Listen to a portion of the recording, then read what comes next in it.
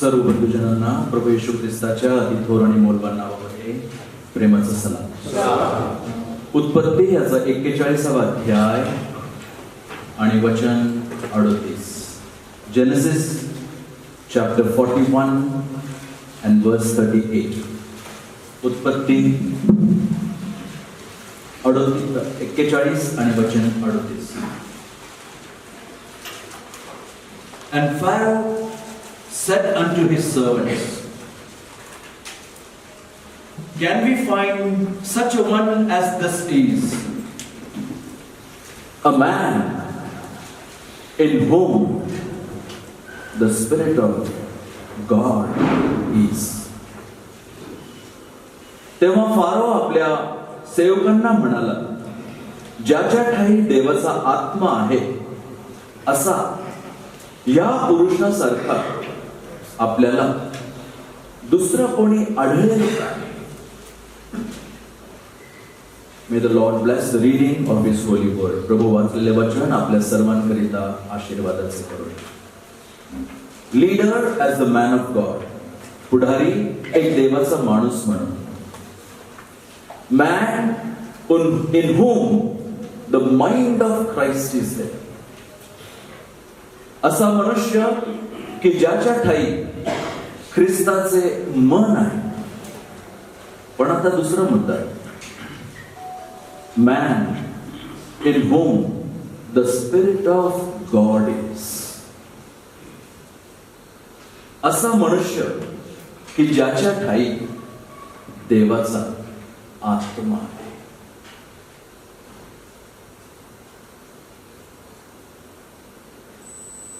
यापेक्षा मोठी आणि भली गोष्ट कोणती नाही।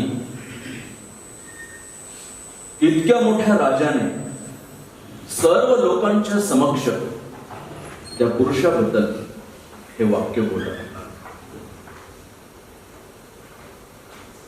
असा पुरुष कोण? याच्यासारखा की ज्याच्या ठाई देवाचा आत्मा आहे।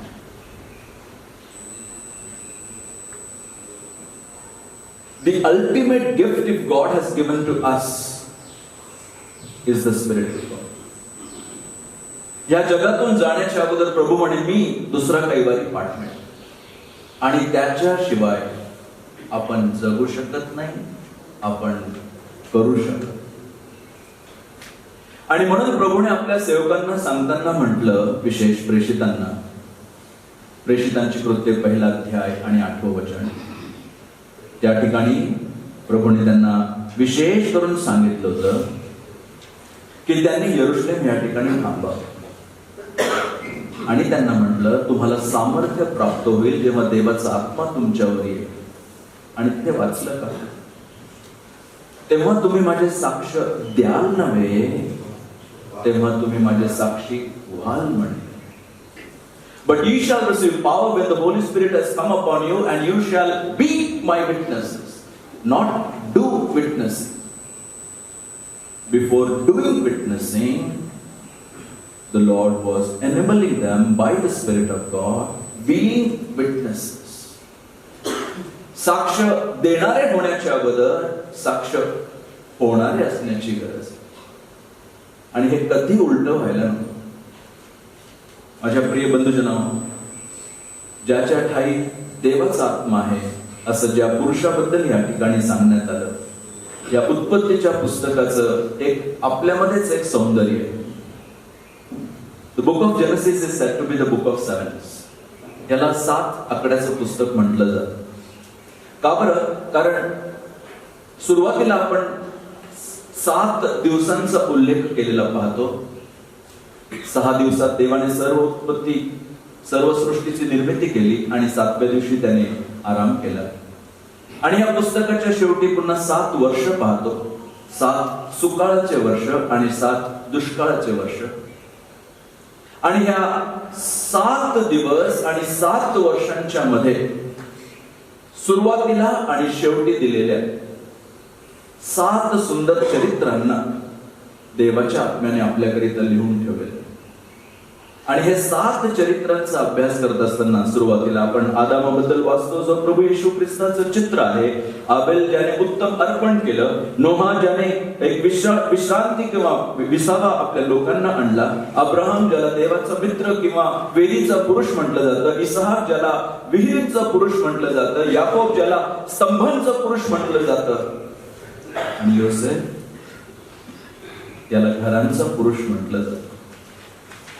आणि त्या योसेफाचे सुंदर अनेक चित्र प्रभू येशू ख्रिस्ताच्या सोबत केलेले आपल्याला आढळतात. आणि आज हे एक वाक्य वाचून फारोने त्याच्या बाबतीत जी साक्ष दिली सर्व लोकांच्या समोर,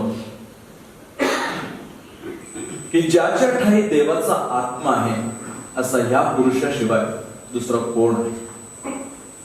आपण काही व्यवहारिक सत्य शिकतो. ज्याच्या ठाई देवाचा आत्मा आहे त्याच्या जीवनातील पटकन आपण ही 7 लक्षणं बघूया. A man who possesses the Spirit of God, there are 7 features that we can learn right from the life of Joseph himself. Dear brothers, as we proceed and meditate upon this very important aspect, let us be reminded in our life that the Spirit of God will never work contrary to the mind of God, never work contrary to the word of God. देवाचा आत्मा कधी ख्रिस्ताच्या मनाविरुद्ध काम करणार नाही, किंवा ख्रिस्ताचं मन कधी देवाच्या आत्म्याच्या विरोधात काम करणार नाही. देवाचा आत्मा आणि देवाचं वचन हे संगतीपूरक काम करतात. आणि त्या कामाच्या बाबतीत सांगत असताना ज्या पुढारीपणाकरता देवाने आपल्याला निवडलंय, तुम्ही बघा ना, पवित्र शास्त्रातील कोणतीही बाब तुम्ही घेऊन पहा, प्रत्येक ठिकाणी देवाच्या आत्म्याचा उल्लेख केलेला आपल्याला आढळतो. आणि देवाच्या आत्म्याच्या शिवाय गत्यंतर नाही. आणि या देवाच्या आत्म्याच्या द्वारे जे आपलं तारण झालं, आपण म्हणतो एफिस 1:13 मध्ये, त्या आत्म्याने आपल्याला शिक्कामोर्तब केलेला आहे.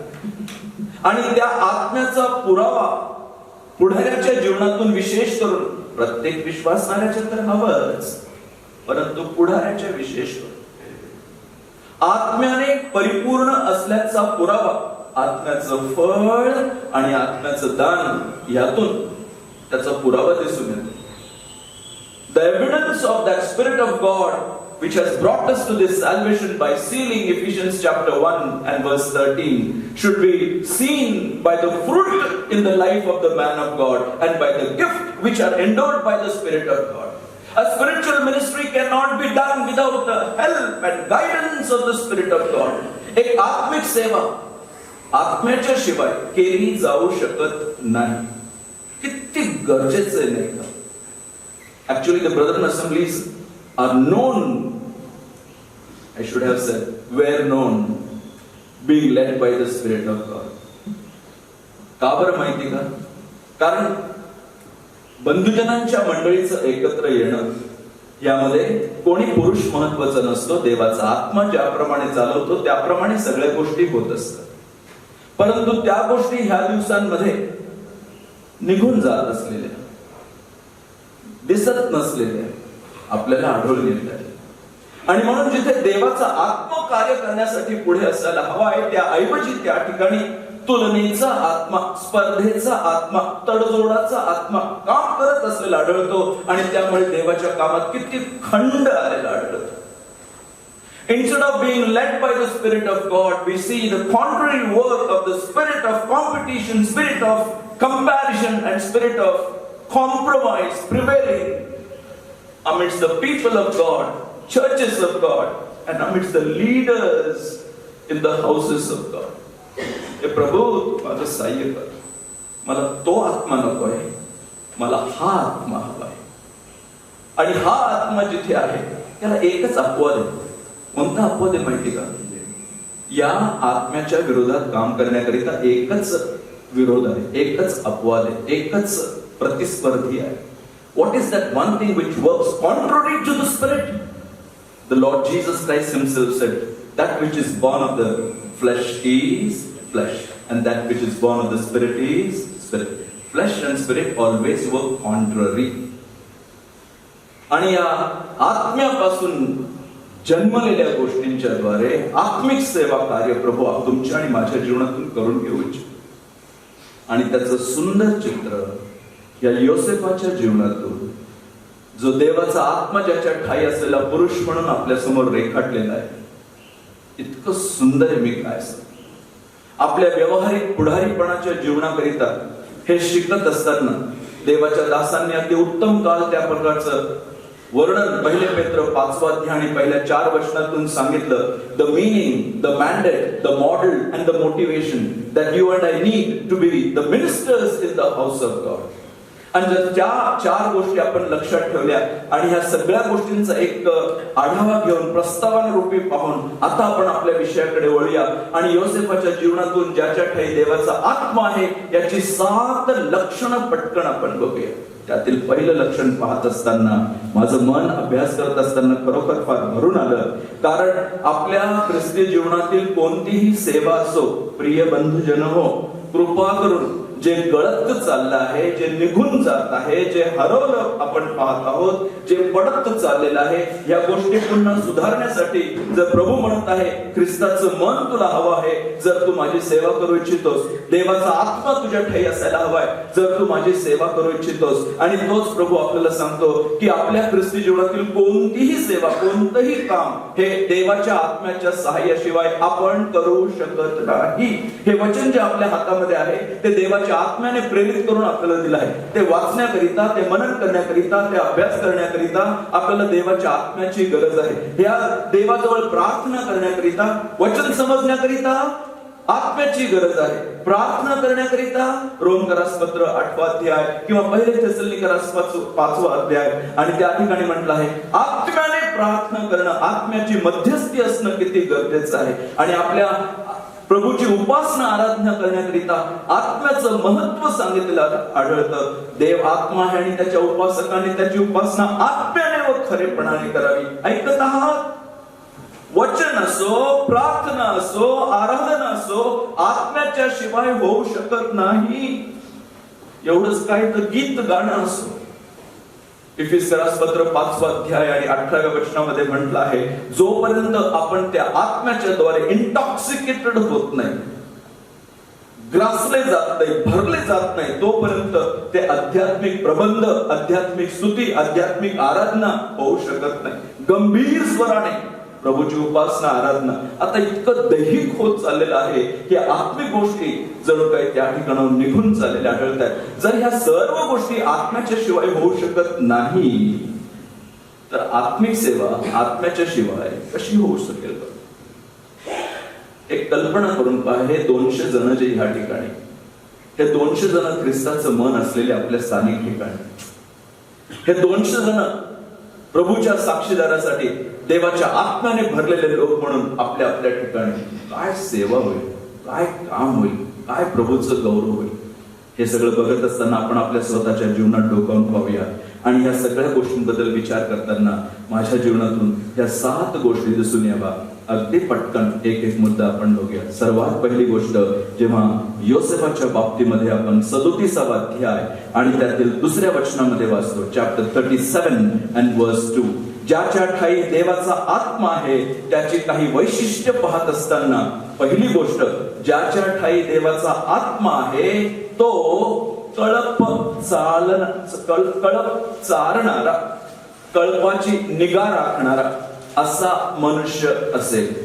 A man in whom the Spirit of God is, he will shepherd the flock. योसेफाचे पहिले वैशिष्ट्य जर पवित्र शास्त्रात काही रेखाटला असेल, त्याच्या बाबतीत पहिला उल्लेख जर काही केला असेल तर तो हा. याकोब वंशाचा वृत्तांत हा. योसेफ 17 वर्षाचा असताना आपल्या भावांबरोबर कळप चारत असे. तो आपल्या बापाच्या स्त्रिया बिल्हा व जिल्पा यांच्या मुलांबरोबर असे तेव्हा त्याने त्यांच्या दुर्वर्तनाविषयीची खबर आपल्या बापाला दिली. 17 वर्षाचा होता आणि त्याच्या बाबतीत पहिली गोष्ट सांगण्यात आली की तो आपल्या बापाचा कळप राखत असे. Joseph is a shepherd feeding the flock. अनेक वेळा बंधुजन प्रश्न करतात, माझं कृपादान कोणतं? प्रभूची काय इच्छा आहे की मी त्याची सेवा कोणत्या दानानिशी करावी? मी माझे कृपादान कसे ओळखू? मी काय करावे असे देवाला वाटते? अनेक वेळा हा प्रश्न आपण सहज विचारून जातो. How do I determine my gift? What does God really want me to do? एकच सल्ला या ठिकाणी आपल्याला योसेफाच्या जीवनातून शिकायला मिळतो, आणि माहितीये काय? एकच सल्ला, जे तुमच्या हाती ते तुम्ही करा. What ever is at your hand, keep doing that. जे प्रभूने आत्ताच दिलेलं आहे ते करत पुढे जाणारे असे असा. Just do what is at your hand. त्याच्या समोर त्याच्या बापाची ती मेंढरे होती, ती गुरेढोरे होती, आणि गरज होती की त्यांची त्याने निगा राखावी, त्यांना चारावं, त्यांना भरवावं, त्यांना सांभाळावं. There were sheep to be fed and he fed them. Little did he imagine that one day God would use him to feed the nation and other nations as well. त्याच्या हाती त्यावेळी फक्त त्या शेरडा मेंढरांची काळजी घेण्याची सेवा सोपवून दिलेली होती, आणि त्याला कल्पना देखील नव्हती की हे साधारणचं काम हातात दिलेलं आता जे मी करत आहे, येणाऱ्या दिवसात देव माझा उपयोग राष्ट्राला आणि राष्ट्रांना भरवण्याकरिता, चारण्याकरिता उपयोग करून घेणार.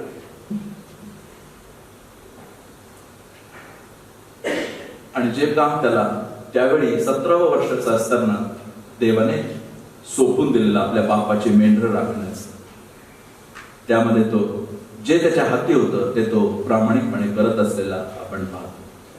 गिदोनाच्या बाबतीत पहिला उल्लेख जर पवित्र शास्त्रात काय केला असेल, जजेस चॅप्टर 6 and verse 11, शास्त्रे याचा 6वा अध्याय आणि त्यातील 11वं वचन बघा.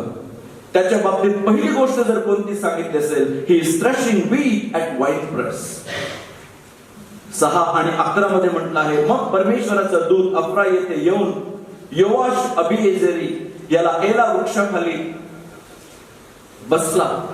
त्यावेळी त्याचा मुलगा गिद्दोन मिद्यानापासून गव्हाचा बचाव करण्यासाठी द्राक्ष कुंडात त्याची जोडणी करत होता. पहिला उल्लेख त्याच्या बाबतीत हा केलेला आढळतो. गिदोनाला कल्पना पण नव्हती की येणाऱ्या दिवसामध्ये देव त्याचा उपयोग अमालेकींना, मिद्यानी लोकांना, इस्रायल लोकांचं रक्षण करण्यासाठी, जोडणी करण्याकरिता उपयोग करणार होता. त्याच्या हातात काम काय दिलं होतं? गव्हाची जोडणी कर. आणि ते तो करत असताना पुढे येणाऱ्या काळामध्ये देवाने त्याचा उपयोग या मिद्यानी, अमालेकी आणि पूर्व दिशेतील लोकांना घालवून देण्याकरिता, जोडणी करण्याकरिता, इस्रायलचं रक्षण करण्याकरिता गिदोनासारखा पुढारी देवाने उभा केलेला आपण. अलिशाच्या बाबतीत पहिला उल्लेख जर पवित्र शास्त्रामध्ये कोणता केला असेल, पहिले राजे त्याचा 19वा अध्याय आणि 19व्या वचनामध्ये, 1 Kings chapter 19 and verse 19, तिथे असं म्हटलेलं आहे, तो तेथून निघाला तेव्हा त्याला शाफाटाचा पुत्र अलिशा भेटला. तो बैलांची 12 जोते चालवून शेत नांगरत असे. साधारणचं काम, हाती असलेलं काम, तो शेत नांगरत होता आणि तो स्वतः 12व्या जोताबरोबर होता. त्याच्याजवळ जाऊन एलियाने आपला झगा त्याच्यावर टाकला. त्याच्या हाती जे काम सोपून दिलं होतं ते काम तो करत असलेला, त्या परिस्थितीचा फायदा घेत असलेला, वेळ आणि संधी वाया न घालवणारा परमेश्वर देव त्याला येणाऱ्या दिवसात देवाचं शेत नांगरण्याकरिता बोलवणार होता, याची त्याला त्यावेळी कल्पना पण नव्हती. That God is going to call him to plow furrow in the service of God. किती महत्वाचा धडा आपण या ठिकाणी शिकतो.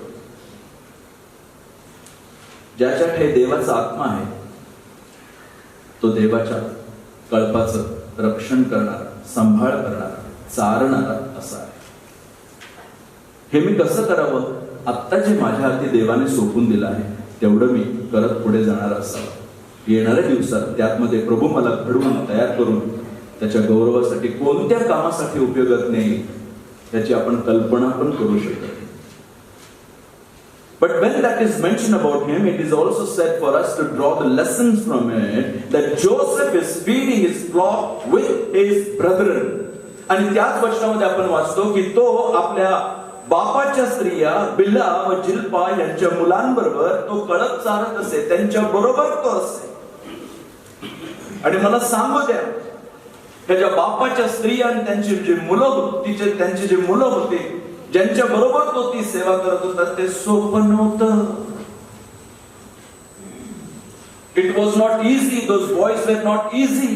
His brothers were not easy going brother.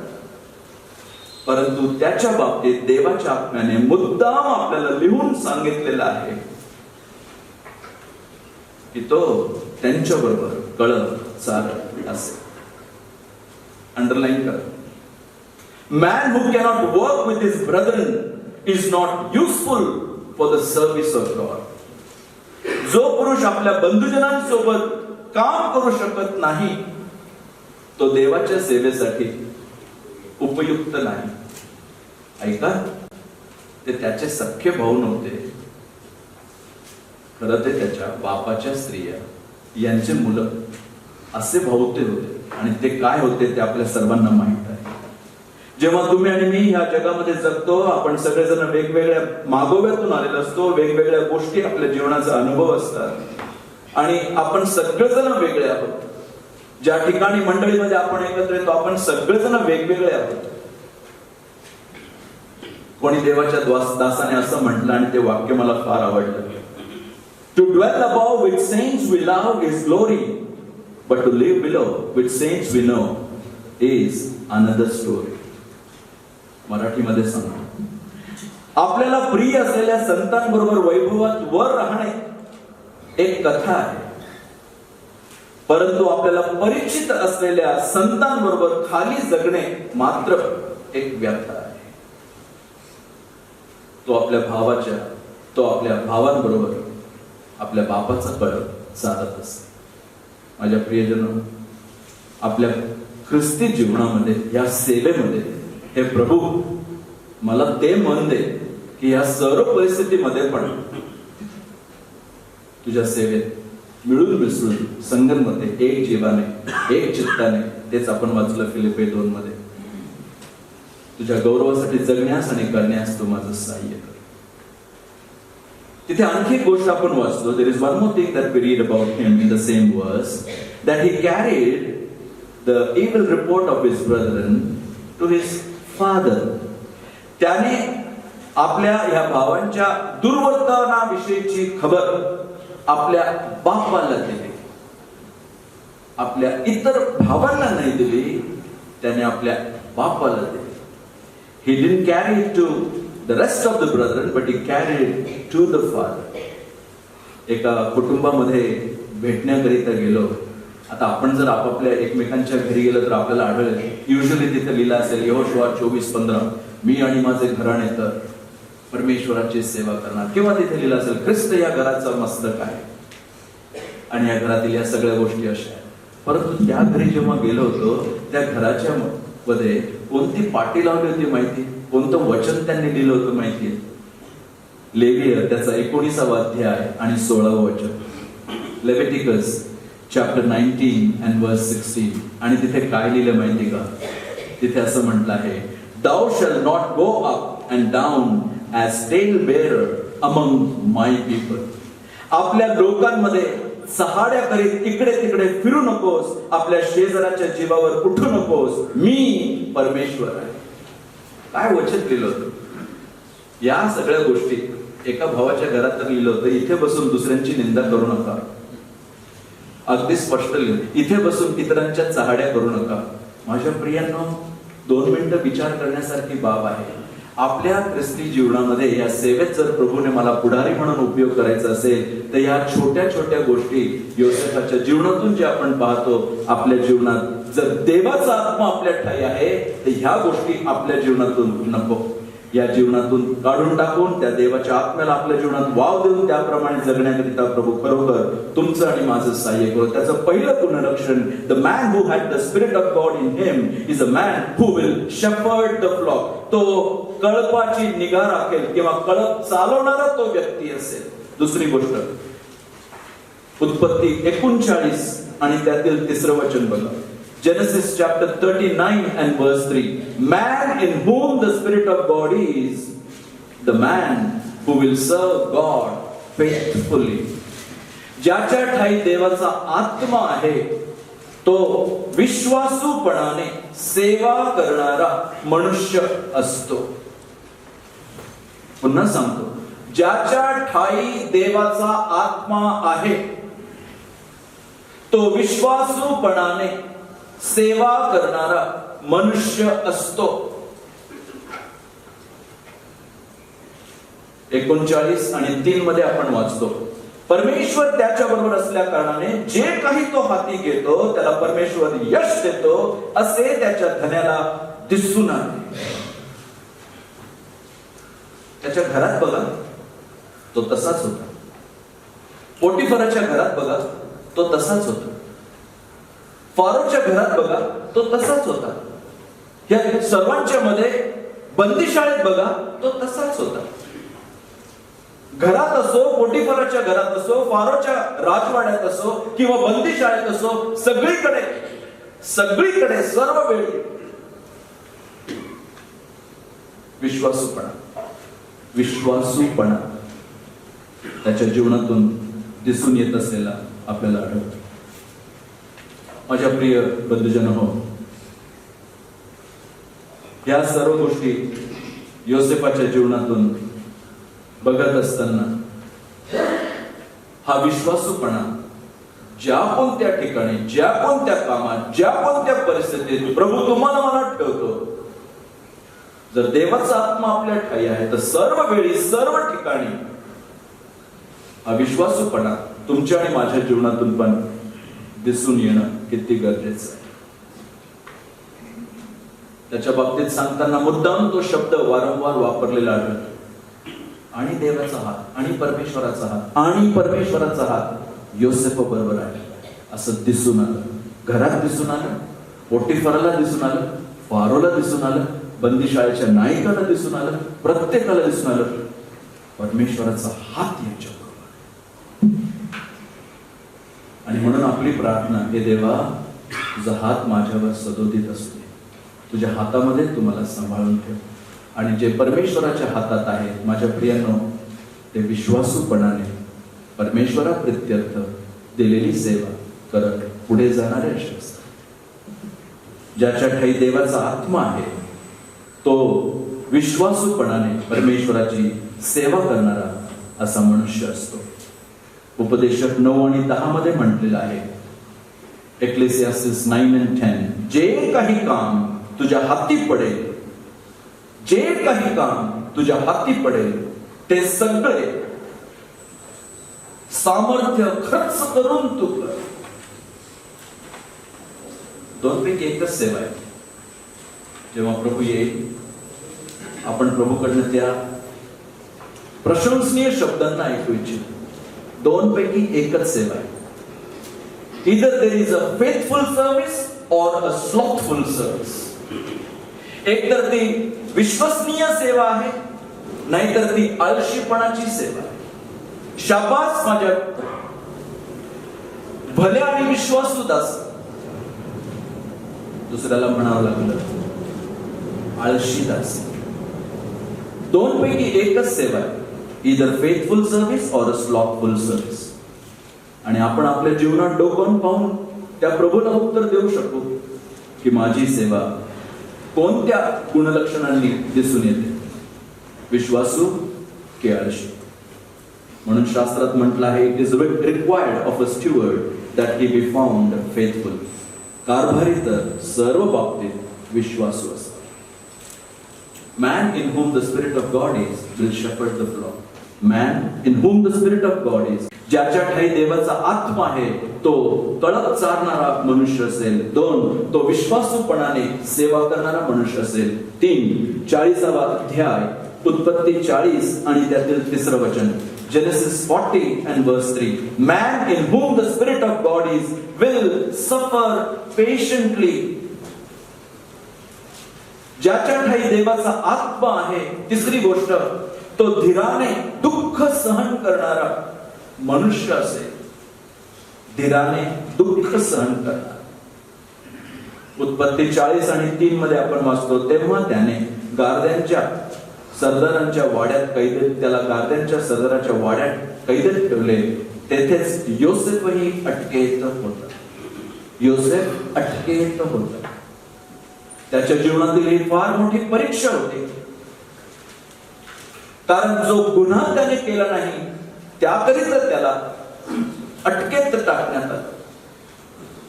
He was in prison for the crime which he did not commit, and that was a big test in his life. A man, listen carefully, who suffered patiently in prison will have sympathy for others. जो मनुष्य धीराने दुःख सहन करीतो तो इतरांवर दया करणारा असतो.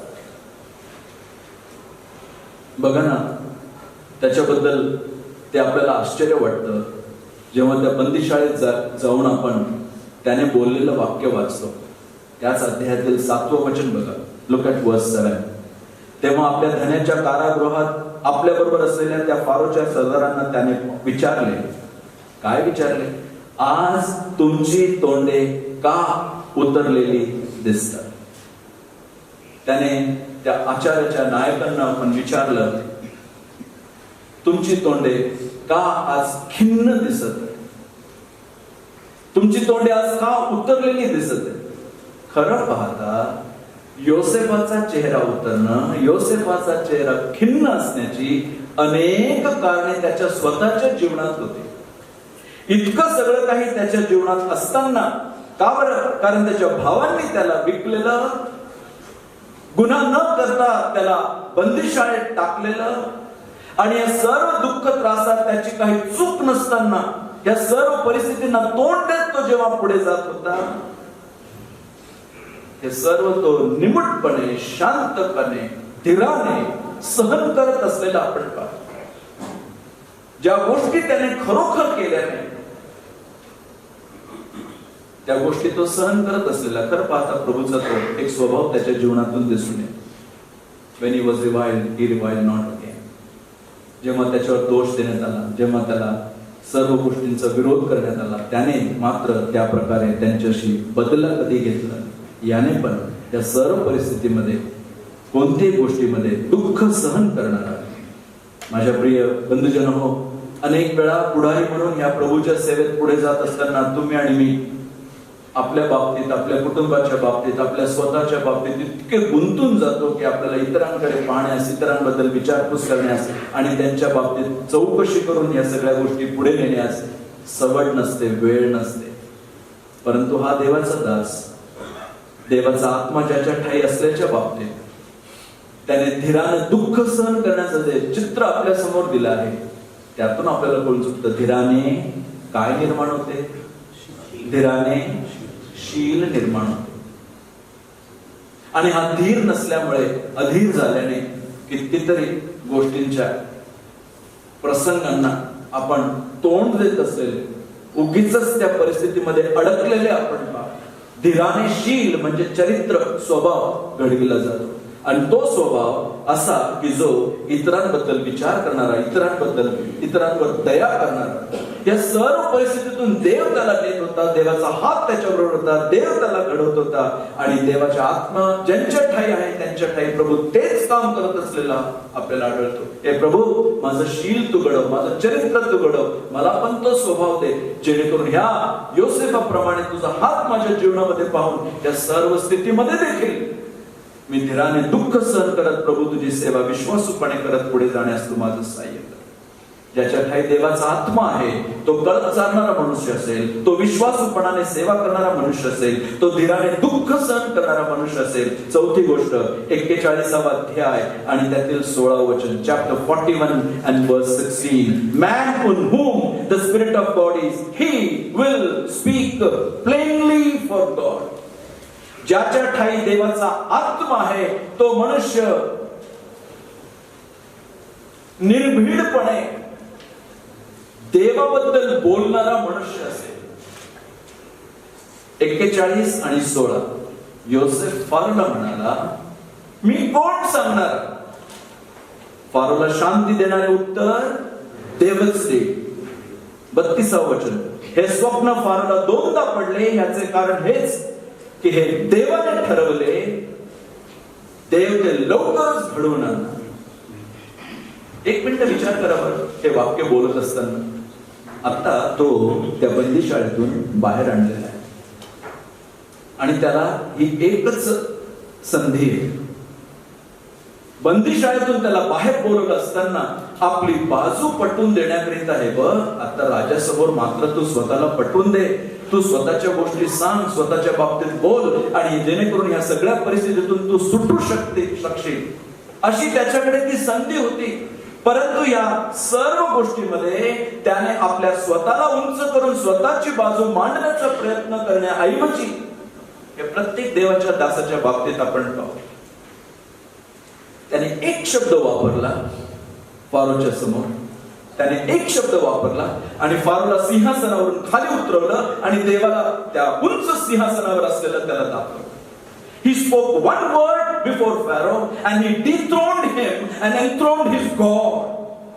आणि आपल्या ख्रिस्ती जीवनामध्ये हे पुढारी पण करत असताना प्रभू तुमचं आणि माझं पण हेच करण्याकरिता सहाय्य कर. हे मी नव्हे, माझं ज्ञान नव्हे, माझं बळ नव्हे, माझी बुद्धी नव्हे. आपण प्रत्येक वेळी वचनाची सेवा करण्या अगोदर पण देवाला हीच प्रार्थना करून त्या पोडियमवर, व्यासपीठावर वचन सांगण्याकरता जातो. कोणतं हे देवा, मला तू आपल्या वधस्तंभाच्या आड ठेव, तू दिस मी नको, तू उंच हो मी नको, तुझी वृद्धी माझा रास, हे बोलण्याकरिता नकोय. फक्त हे ज्यांनी ज्यांनी त्याप्रमाणे केलं, ज्यांनी ज्यांनी ज्या ज्या ठिकाणी देवाला उंच केलं, त्यांना ती असलेली संधी त्यांनी बाजूला ठेवली. तेच योसेफाने आपल्या जीवनातून केलेली आपल्याला घडते, ज्यातून जे देवाला देवाचं गौरव देतात, देव त्यांना योग्य वेळी, जे स्वतःला खाली करतात, त्यांना देव उंच कर.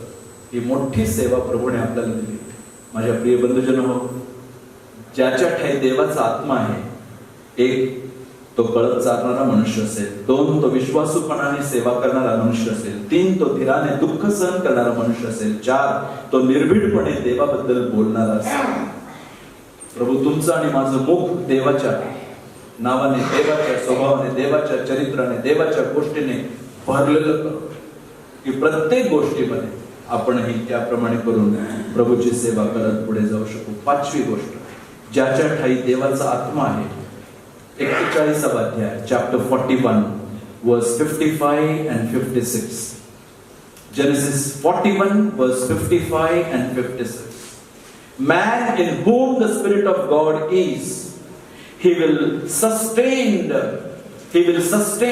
his people in times of need. ज्याच्या ठाई देवाचा आत्मा आहे, तो गरजेच्या वेळी तयार व सुसज्ज असतो. 55व वचन बघूया, 41-55. अवघ्या मिस्र देशाची उपासमार होऊन लोक फारोकडे अन्नासाठी ओरड करू लागले, तेव्हा फारो सर्व मिस्री लोकांना काय म्हणाला? योसेफाकडे जा, तो तुम्हाला सांगेल ते करा. 56. दुष्काळाने सर्व पृथ्वी व्यापली आणि मिस्रात तो भारी कडक झाला, तेव्हा योसेफ सर्व कोठारे उघडून मिस्री लोकांना धान्य विकू लागला. Go unto Joseph and do whatever he said unto you. In times of barrenness and need, simple reason, in the days of plenty, Joseph stored plentifully. जेव्हा विपुल होतं, तेव्हा योसेफाने एकच काम केलं, त्याने भरपूर साठा करून ठेवला, भरपूर एकत्र करून ठेवलं. जे त्याने सुकाळामध्ये साठवून ठेवलं, गरजेच्या वेळी तो त्या साठ्यातून काढून त्यांना वाटू शकतो. हे देवाच्या माणसा, विशेष करून तरुण बंधुजन हो, हाच तो सुकाळ आपल्याला देवाने दिलेला आहे, की तुम्ही आणि मी देवाचं वचन वाचणारे, मनन करणारे, अभ्यास करणारे, साठा करणारे असे आपण असावे. हा साठा दिवसेंदिवस, रोज आणि रोज करून ठेवणारे जेणेकरून वेळोवेळी सुवेळी अवेळी या साठ्यातून काढून देवाच्या लोकांना पण देणारे, भरवणारे असे असायला पाहिजे. योसेफ असा मनुष्य होता की त्याने या सगळ्या गोष्टी ज्या साठवून ठेवल्या होत्या त्यातून तो काढून सर्व लोकांना तो देऊ शकतो. आणि आज आपल्या ख्रिस्ती जीवनामध्ये पण याची खरोखर किती गरज आहे. गरजेच्या वेळी गरज पुरवण्याकरिता सुसज्ज असलेल्या पुढाऱ्यांची आज गरज. मी तयार आहे का? माझ्याकडे साठा आहे का? मी या गोष्टी प्रभूपासून प्राप्त केल्या आहेत. कोणत्या वेळी कोणते शब्द बोलावे, कोणत्या वेळी कोणत्या शब्दांनी सांत्वन करावं, कोणत्या वेळी कोणतं वचन काढावं, कोणत्या वेळी कोणत्या प्रकारच्या गोष्टीने मी सर्व गोष्टी हाताळाव्या, हे पुढाऱ्यांना आज गरज माहिती असण्याची किती गरज नाही का? अनेक वेळी अनेक मंडळांमध्ये आपण जातो, अनेक वेळी अनेक सभांमध्ये आपण जातो, अनेक वेळी अनेक गोष्टी ज्या हाताळल्या जातात, केल्या जातात, त्या पाहून खरं सांगतो मनाला इतकी खंत वाटते, फार दुःख वाटतं. कारण तो साठा नाहीये, ती तयारी नाहीये, त्यांच्याकडे त्या गोष्टी नाहीये, परंतु त्या करायच्या म्हणून करायच्या, द्यायच्या म्हणून द्यायच्या, बोलायच्या म्हणून बोलायच्या, अशा जर होत असल्या तर मंडळ्या त्यामुळे अशक्त होत असले आपल्याला आढळून. प्रभू तुमचं माझं खरोखर सहाय्य करो. या योसेफाच्या बाबतीत सांगताना जे म्हटलेलं आहे आपण वाचलं की 17 वर्षाचा असताना त्याने आपल्या बापाच्या शेरडा मेंढरांची त्याने निगा राखली. 17 वर्षापर्यंत तो आपल्या बापाच्या घरात होता. परंतु तुम्ही 47 आणि 28 वाचलं का? जेनेसिस 47 and verse 28 तिथे काय म्हटलं आहे? Joseph was able to sustain his father and his brethren and all the 70 from his household for how many years? He was sustained by his father for 17 years. Genesis 47 and verse 28 says, Yakob मिस्र देशात 17 वर्ष जगला. त्याने आपल्या बापाची काळजी पण 17 वर्ष. माझ्या प्रियांनो, या सर्व बाबतीतून एकच गोष्ट आपण शिकू शकतो ती अशी: Joseph, because he has taken the golden opportunity to store, now he can open it and meet the need of the houses and all the nations. त्याने ती सुवर्ण संधी साधली आणि सुवेळी सुकाळी त्याने सर्व साठा करून ठेवला आणि म्हणून अवेळी दुष्काळी त्या साठ्यातून काढून तो सगळ्यांना भरवू शकतो. आज अशा पुरुषांची गरज आहे, आज अशा नेतृत्व करणाऱ्या भावांची गरज आहे, अशा वडिलांची, अशा सेवकांची गरज आहे, अशा वचनाचे शिक्षण देणाऱ्या बंधुजनांची किती गरज आहे. अहोरात्र शास्त्राचा अभ्यास करून गुडघ्यावर येऊन प्रभूपासून मागून प्राप्त करून साठा ठेवून योग्य वेळी देवाच्या आत्म्याच्या सहाय्याने त्या गोष्टी देवाच्या लोकांच्या समोर मांडण्याने किती मोठा आधार मिळेल, किती मोठा दिलासा आणि सांत्वन मिळेल. आपण ज्या ज्या ठाई देवाचा आत्मा आहे त्याच्या बाबतीत बघत आहोत. वारोने म्हणा, या पुरुषासारखा पुरुष कोण? ज्याच्या ठाई देवाचा आत्मा आहे. कारण ज्याच्या ठाई देवाचा आत्मा आहे तो कळत चालणारा मनुष्य असेल, तो विश्वासूपणाने सेवा करणारा मनुष्य असतो, तो धीराने दुःख सहन करणारा मनुष्य असतो, तो निर्भीडपणे देवाबद्दल बोलणारा असतो, आणि 5वी गोष्ट, तो गरजेच्या वेळी तयार असतो, सुसज्ज असतो. 6वी गोष्ट, Genesis chapter 50 verse 16 and 17.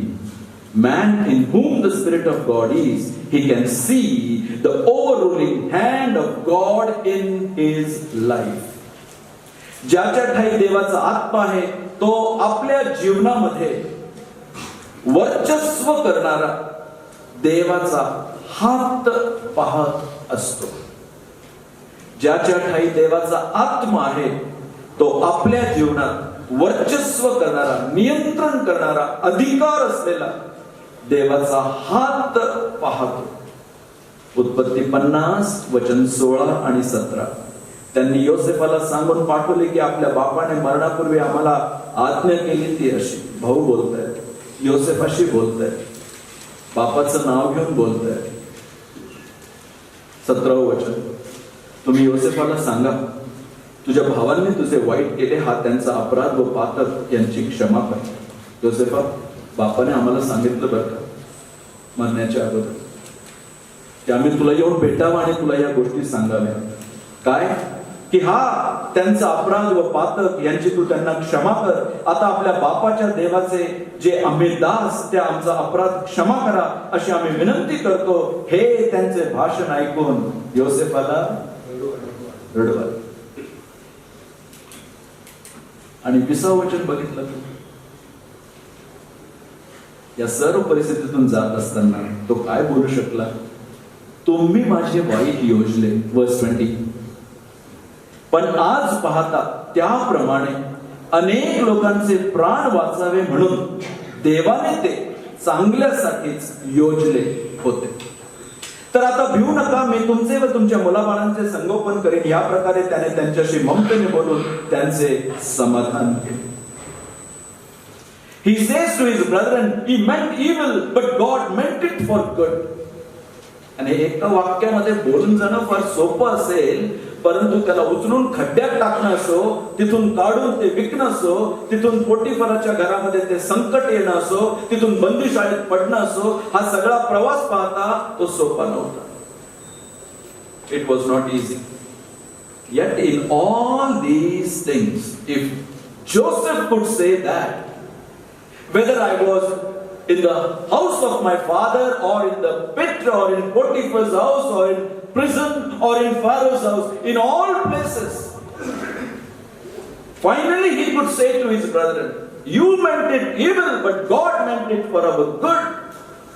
He was seeing the overruling hand of God in all places and in all situations. हर परिस्थिति में, हर जगह पर. साधारण नहीं थी वो परमेश्वर के नियंत्रण करने वाले हाथों को देख रहा था. इसलिए अपने भाइयों से कहता है, तुमने तो बुराई सोची, लेकिन इसके पीछे परमेश्वर ने भलाई का काम किया है. मेरे प्रिय भाइयों, यदि इस प्रभु की सेवकाई में आपको हमें आगे बढ़ना है, तो इस परमेश्वर के हाथ को, जो हमारे ऊपर नियंत्रण करने वाला है, चाहे किसी भी परिस्थिति में हम क्यों न हो, यदि हम भी देखें तो कितना भला होगा. It is a blessed thing to see the hand of God in one's life. एकाने आपल्या जीवनामध्ये देवाचा हात पाहणे ही फार मोठी आणि धन्य अशी बाब आहे. म्हणून एका देवाच्या दासाने बोलताना म्हटलं, या जीवन यात्रेमध्ये देवाचा हात पाहणं हे किती भलं आहे. आपत्तीत विपत्तीत या जीवन यात्रेत तो कधी न मला सोडणार.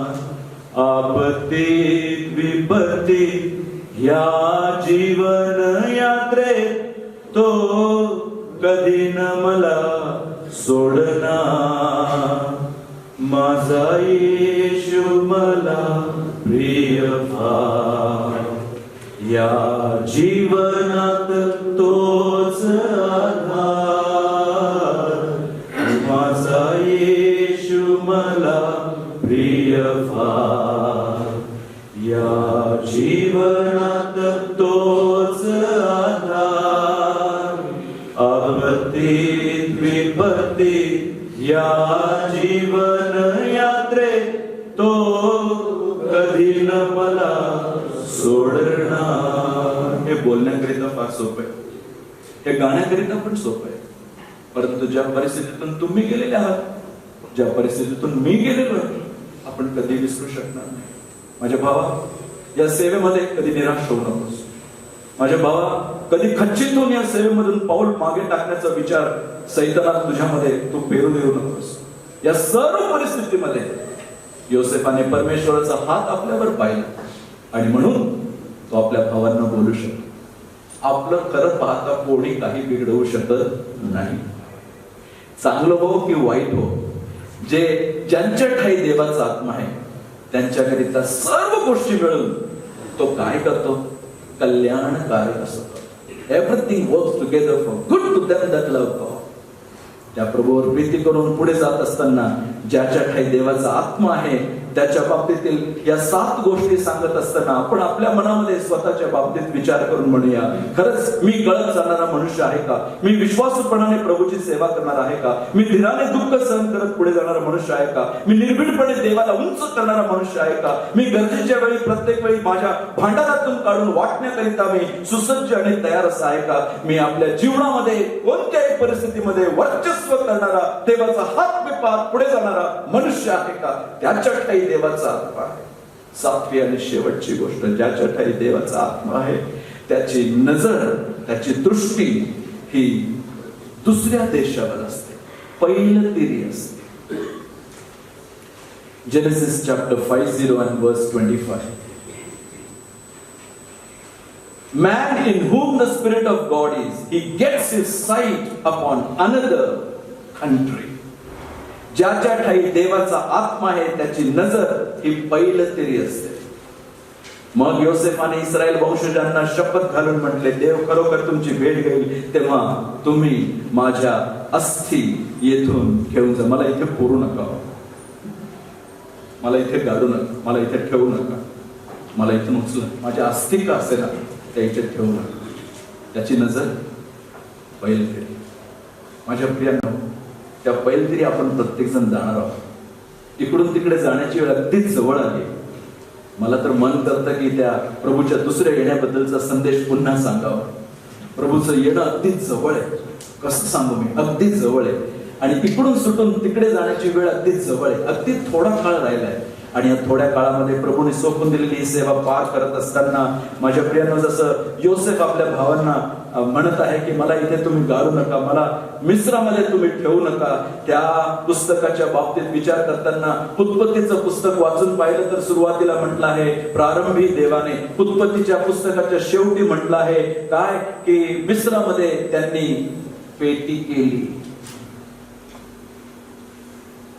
मिस्र जर आपल्याला काही देऊ शकत असेल तर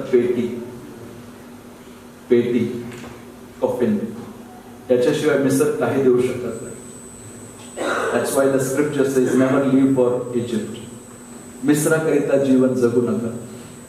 त्या प्रभूने जे आपल्याला या उत्तम देशाकरिता बोलवलं आहे त्या प्रभूकरिता तुम्ही आणि मी पण जगणारे असावे. कारण त्याचे पूर्वज असो ते पण म्हटले, कारण पाया असलेल्या व देवाने योजलेल्या व बांधलेल्या नगराची तो पण अब्राहम वाट पाहत होता. प्रभू, तुमची माझी दृष्टी या जगावरून, या संपत्तीवरून, या घरावरून, या कारवरून, या माझ्या आपल्या एम्पायर वरून, आपल्या सर्व मोठमोठ्यांच्या गोष्टींवरून प्रभू तू माझी दृष्टी काढ आणि माझी दृष्टी त्या पैलतीरी लाव जिथे तू माझ्यासाठी जागा तयार करतायस, नगर तयार करतायस. इथून सुटून तिकडे जाण्याची मला उत्कंठा लागलेली आहे. माझी नजर पण तिकडे राहून मी थोड्या काळाकरिता प्रभूने सोपवलेली सेवा या ठिकाणी पार करत असताना हे वचन आपल्या अंतःकरणामध्ये आपण घेऊया आणि प्रभूला म्हणूया, ज्याच्या ठाई देवाचा आत्मा आहे, 1 तो कळत चालणारा मनुष्य असेल, 2 तो विश्वासूपणे सेवा करणारा मनुष्य असेल, 3 तो धीराने दुःख सहन करणारा मनुष्य असेल, 4 तो निर्भीडपणे देवाबद्दल बोलणारा मनुष्य असेल, 5 तो गरजेच्या वेळी सर्व वेळी सुसज्ज आणि तयार असा असेल, 6 तो आपल्या जीवनात देवाचं वर्चस्व करणारा हात पाहणार असेल, 7 त्याची दृष्टी पैलतीरी असलेली, दुसऱ्या देशावर असलेली अशी ती असेल. Man in whom the Spirit of God is will shepherd the flock, he will serve faithfully, he will suffer patiently, he will speak plainly for God, he will sustain his people in times of need, he can see the overruling hand of God in his life, and he gets his sight on another country that he be with the Lord. What a blessed life that will be if we really honor the Lord and see that the Spirit of God with which he has sealed us, may we be filled and be able to live for the glory of God in the time that is on our hand as we wait upon the Lord, that we may have the Spirit of God and not this contrary spirit that we were speaking about. म्हणून काही लोकांनी म्हणताना असं म्हटलं, प्रेषितांची कृत्ये, म्हणजे प्रेषितांनी कृत्य केलेले पुस्तकाचं नाव असण्याच्या ऐवजी त्याला काय नाव द्यायला हवंय? पवित्र आत्म्याची कृत्ये. Acts of the Apostles, actually a book which should have been otherwise named Acts of the Holy Spirit. And may this time on our hand, या दिवसांमध्ये ज्याच्या ठाई देवाचा आत्मा आहे त्याची ही 7 गुणलक्षणं, कारण त्याच्याशिवाय काही होऊ शकत नाही, ख्रिस्ताचं मन असलेले आणि देवाचा आत्मा असलेले पुढारी यांची आज गरज आहे. असे जर तुम्ही आणि मी आपापल्या ठिकाणी प्रामाणिकपणे प्रभूच्या गौरवासाठी जगत पुढे जाणारे असलो तर प्रभूचा आशीर्वाद निश्चित आपल्यावर आणि आपल्याद्वारे प्रभू करून घेत असलेल्या सेवेवर असेल. आपण आपले डोळे बंद करूया. प्रभूला आजच्या दिवसाबद्दल धन्यवाद देऊया आणि प्रभूच्या हातामध्ये आपल्या प्रत्येकाला नवीन समर्पणाने सोपवून देऊया. प्रेमळ प्रभू, आम्ही तुझे मनापासून आभार मानतो, तुला धन्यवाद देतो. आज याची किती गरज आहे प्रभू, की तू अशा पुढाऱ्यांना पाहू इच्छितोस की ज्यांच्या ठाई ख्रिस्ताचे मन आहे. अशा पुढाऱ्यांना तू पाहू इच्छित आहेस की ज्यांच्या ठाई देवाचा आत्मा आहे. त्या तुझ्या लोकांच्या बाबतीत जर इतकं सगळं बोललं जाऊ शकलं तर प्रभू आमच्या प्रत्येकाच्या बाबतीत पण हीच बाब व्हावी अशी आम्ही आग्रहाची प्रार्थना आणि विनंती करतो. आम्हाला क्षमा कर. आम्ही कोणत्या क्षणी, कोणत्या वेळी, कोणत्या ठिकाणी उणे पडलेलो असतो त्यावर तू बोट ठेव प्रभू. तुझ्या आत्म्याच्या द्वारे तू आम्हाला विवश कर की आम्ही त्याचा पश्चाताप करावा, कबूल करून ते सोडून द्यावं आणि तुटलेली नाते जोडावी. अक्षमाशील अंतःकरण तू काढून टाकून क्षमा करणारं मन तू आम्हाला दे आणि आमचे एकमेकांचे संबंध, आमचे मंडळीतील संबंध, आमचे कुटुंबातील संबंध हे सगळे तू बदल प्रभू. आज मंडळांची, महाराष्ट्रातील मंडळांची गरज जाणून तू आपल्या या सर्व दासांना इथे एकत्र आणून तू आमच्याशी बोलत आहेस. आम्ही तुला धन्यवाद देतो. आम्ही प्रार्थना करतो की असा पुरुष, असा माणूस, असा देवाचा जन तू मला कर ज्याच्या ठाई ख्रिस्ताचे मन आहे, ज्याच्या ठाई देवाचा आत्मा आहे. आपल्या वचनावर तो आपला विपुल आशीर्वाद आहे. आनंदाने तुझ्यासाठी जगण्यास आणि करण्यास लागणारी कृपा आणि सहाय्य आम्हा प्रत्येकाला तू पुरव. आमच्यासाठी दिलेल्या नाश्त्याबद्दल तुझे आभार मानतो. त्यातून मिळणारी शक्ती पण तुझ्या गौरवासाठी खर्च करण्यास तू सहाय्य कर. उपस्थित सर्व बंधुजनांवर तो आपला विपुल आशीर्वाद असू दे. प्रभू येशू ख्रिस्ताच्या पवित्र नामात मागतो म्हणून तू आमेन.